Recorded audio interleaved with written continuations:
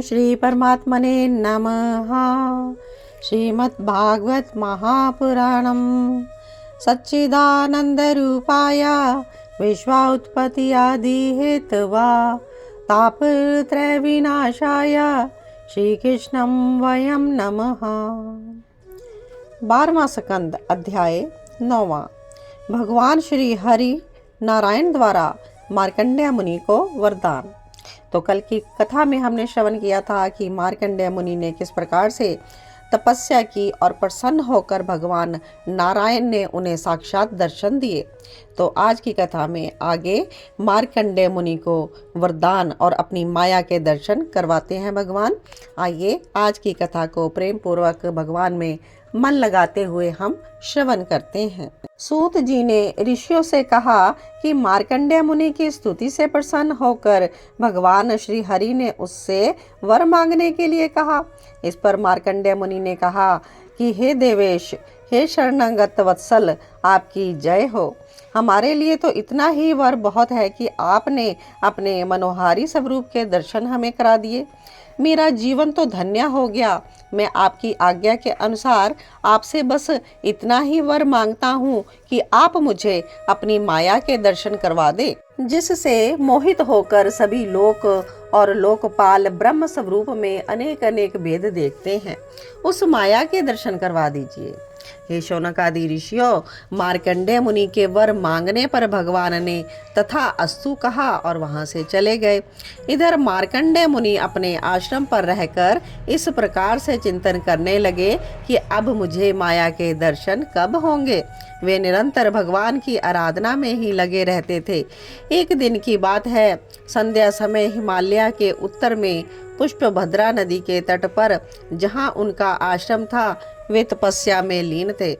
तभी वहां जोर जोर से आंधी चलने लगी। उस समय हवा की साएं साएं बादलों की गड़गड़ाहट से सारा आकाश कंपित हो उठा। बार बार बिजली भी चमकने लगी और कुछ ही समय बाद भयानक वर्षा वहां होने लगी। मार्कंडेय मुनि को लगा कि चारों ओर से उमड़कर समुद्र ही पृथ्वी को निगलता जा रहा है। उस भयानक तूफान में चारों ओर जल ही जल दिखाई देने लगा, जैसे कि प्रलय आ गई हो। देखते ही देखते सारी पृथ्वी जल में डूब गई। अन्य लोक भी उस विराट जल राशि में डूब गए। मात्र एक वे ही थे जो तटस्थ भाव से उस प्रलय को देख रहे थे। उस महाप्रलय में समस्त जीव डूबते ही चले जा रहे थे। सर्वत्र अंधकार की चादर बिछ गई। इस प्रकार मार्कंडेय मुनि ने भगवान विष्णु की माया से मोहित होकर प्रलय के भयानक रूप को देखा। उसे देखते देखते कितना समय बीत गया, इसका तो उन्हें भान भी नहीं रहा।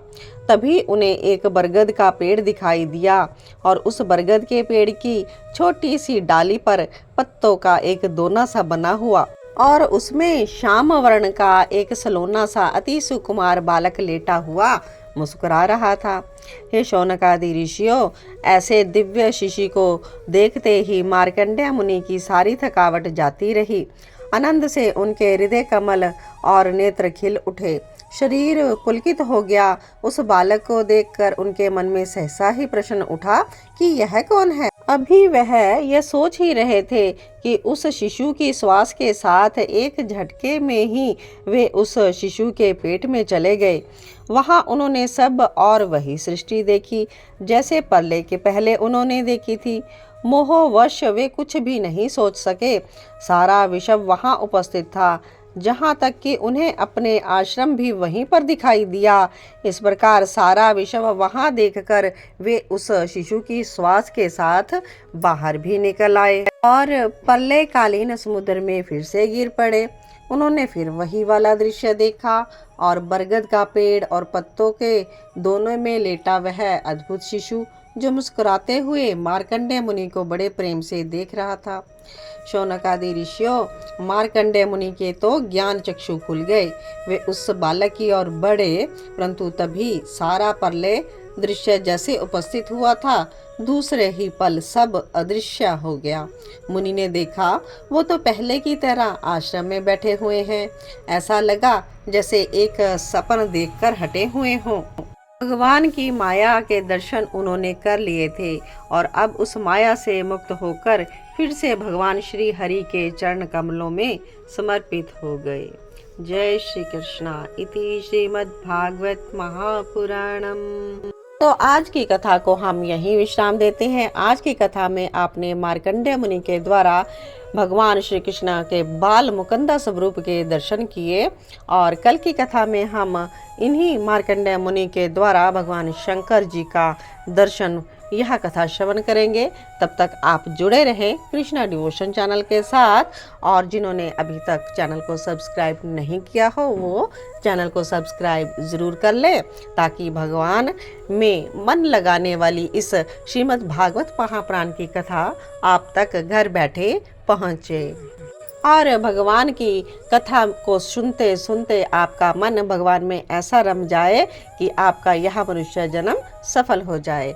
तो इन्हीं अच्छी अच्छी सभी के लिए मनोकामनाएं करते हुए भगवान श्री कृष्ण से आप सबके सफल जीवन के लिए प्रार्थना करते हुए आपके सभी के हृदय में बैठे प्रिया प्रीतम को मेरा कोटि कोटि वंदन।